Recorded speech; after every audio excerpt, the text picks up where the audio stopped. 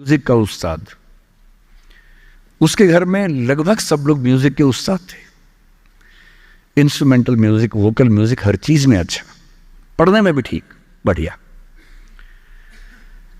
और जब हम स्कूल में थे, वो मेरी क्लास में तो नहीं था, थोड़ा सा अलग क्लास में था, पर स्कूल में बहुत पॉपुलर था being into music. I was in debating, he was into music. और बाद में उसने हमारा स्कूल छोड़ भी दिया कुछ समय के बाद, फिर वो कहीं और चला गया, फिर हमारा मिलना नहीं हुआ। उस समय ना तो व्हाट्सएप था ना यूट्यूब था, तो बाद में मिलने का स्कोप भी नहीं रहता था।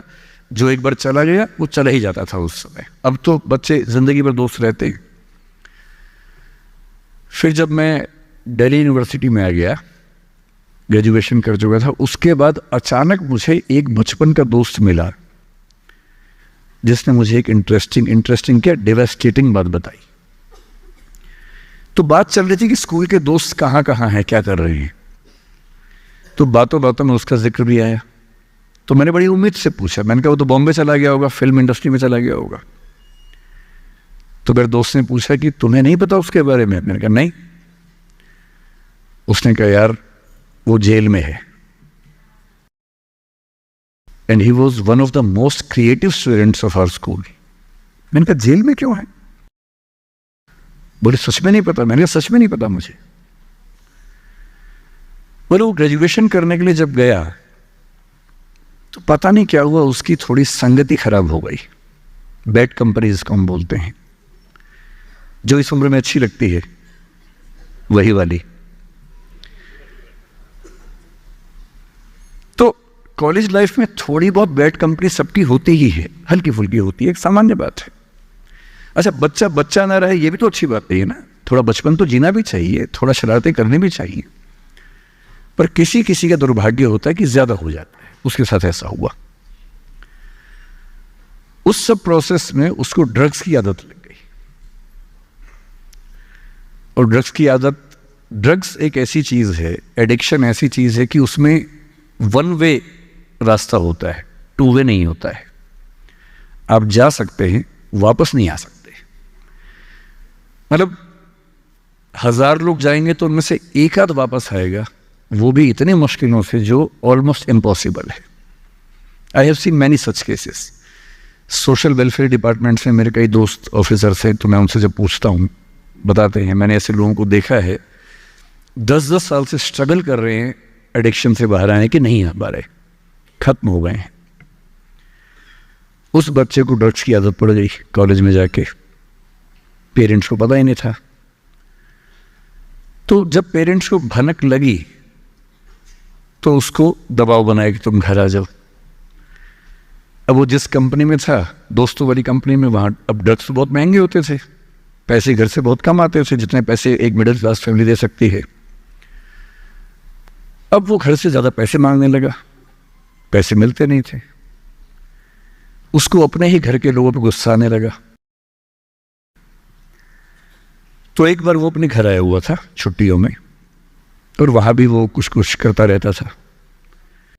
उसके पेरेंट्स ने उसको बहुत समझाया कि बेटा ऐसा मत करो। और एक दिन इस बात पे झगड़ा बढ़ गया। भैया पेरेंट्स की चिंता समझेंगे आज से 30 साल बाद, जब आपके बच्चे इस एज में होंगे ना, आपकी नानी मर जाएगी उस समय। नानी मरना एक मुहावरा है, इसका मतलब बहुत चिंता में रहेंगे उस समय आप। और उस दिन पता नहीं क्या हुआ, एक झगड़ा हुआ, क्योंकि जो एडिक्शन के शिकार हैं उनका दिमाग उनके कंट्रोल में नहीं होता है। यहाँ तक कि जो ड्रिंक करते हैं, ड्रिंक एक लेवल से ज़्यादा कर लें तो दिमाग कंट्रोल से बाहर निकलने लगता है। ड्रग्स में तो ये एलिमेंट बहुत ज़्यादा होता है। और आधी रात को उसने क्या किया, उसने अपनी फैमिली के 5 लोगों का मर्डर कर दिया। मर्डर। उसने खाने में जहर मिलाया, लगभग सब लोग उससे मर गए। एक मेंबर नहीं मरा क्योंकि उसने खाना खाया नहीं उस दिन, तो उसको उसने अलग से मारा।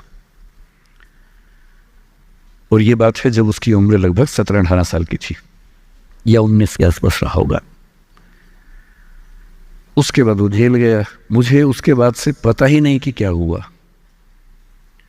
फांसी हुई या उम्र कैद हुई या क्या हुआ, ना तो मुझे पता है, ना मैं इंटरेस्टेड हूँ जानने में। मैं उसका नाम हम सब जानता हूँ। एंड 1-2 क्लास स्कूल में ऐसी थी कि वो हम आसपास थे, जानते थे, पहचानते थे एक दूसरे को। मेरी सबसे बड़ी चिंता ये होती है बच्चों को लेकर कि किसी भी गलती से वो ड्रग्स में ना चले जाएं। आप सबसे रिक्वेस्ट कर रहा हूं हाथ जोड़ के, कुछ भी कर लेना, ये मत करना। बदमाशी करो, शरारत करो, थोड़ा इश्क विश्क होगा करो, कोई दिक्कत नहीं।